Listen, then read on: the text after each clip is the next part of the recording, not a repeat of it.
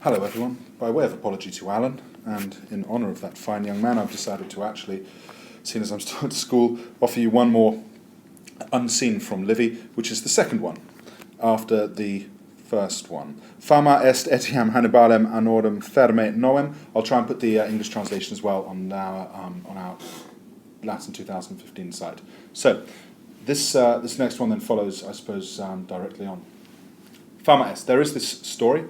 Lots of indirect statements here. There is the story, loads of accusative infinitives, look for all the accusative infinitives here. There is the story, there is also etiam rather the story, that Hannibal, ferme, at almost novem annorum, at almost 9 years old, pueriliter, childishly, blandientem, all of these indirect statements, childishly, present participle, childishly, I'm trying to remember what they said for the blandientem, childishly coaxing, childishly coaxing, dative, his patri, his father Hamilcar. There's an advantage for us just to know a few names like Hannibal, Hasdrubal, and Hamilcar, because they all look the same. They're all from the Barca family, famously Hannibal, as in Barcelona, going through Spain. Anyway, there is the story, accusative infinitive, indirect statement, that Hannibal, at almost 9 years old, while childishly coaxing his father Hasdrubal, that he duceretur, present subjunctive. So we've actually got here an indirect command with the coaxing, followed by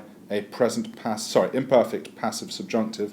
He was childishly coaxing his father that he should be taken into Spain, cum perfetto, when he was, and we've got here this next bit, when he was about to, I've actually put in, don't worry too much about the perfetto, because that's not actually in your translation.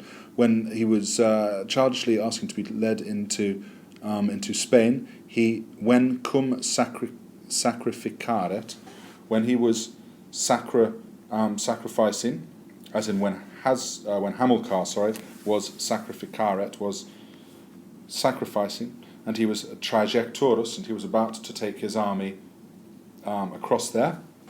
Now here we've got the idea that he is on the point of crossing from Carthage to Spain. So when he was when he was sacrificing, he was about to trajectorus, about to take his army across there.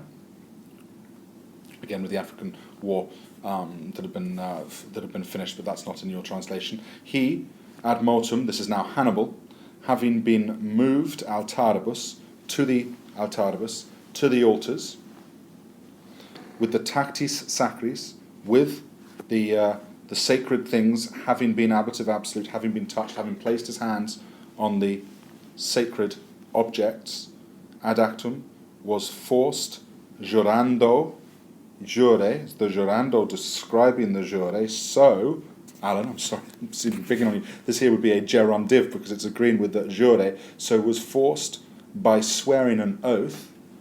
By an oath, it's passive, being sworn, but again, actually, you would be right, I think, when you're saying, well, if you can translate, it doesn't matter. This is here me just showing you, or explaining that this is a gerundive because it agrees with a word, it's therefore passive. He was forced by swearing an oath, to swear an oath that he, cum primum, as soon as he was able, when first he was able, temporal clause there, as soon as he was able, that he fore, remember fore is an alternative form of futurum esse, that he fore, he was forced to swear that he, indirect statement, would be hostem, an enemy to the Roman people. I like this passage. Mors Hamilcaris, the per opportuna, the timely death of Hamilcar, and the childhood of Hannibal, distolerunt, put off, postponed the war. Hasdrubal is the subject of the next bit. Hasdrubal, obtinuit, held the medius, literally the intervening time, the intervening imperium, power, inter, between father and son, octo ferme annos, for almost 8 years. Flack, time how long accusative. Very well done, everyone, and that's enough unseens, I think. I'll see you all on Monday. Have a nice weekend.